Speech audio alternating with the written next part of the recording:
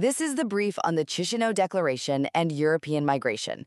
So, the 46 member states of the Council of Europe just adopted a major political agreement that fundamentally reshapes how human rights laws apply to deportations and border control.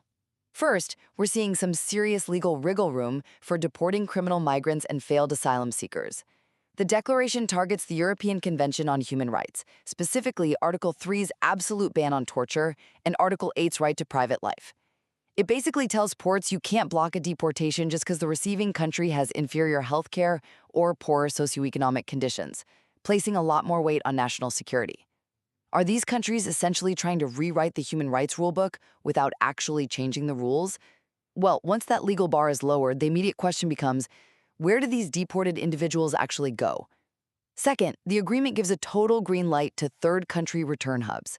It allows new approaches to deter irregular migration by processing rejected asylum seekers in external countries, kind of like Italy's deal with Albania or the UK's attempts with Rwanda. So we're seeing a massive shift from managing migration within Europe to offshoring the problem entirely. But will this actually act as a deterrent?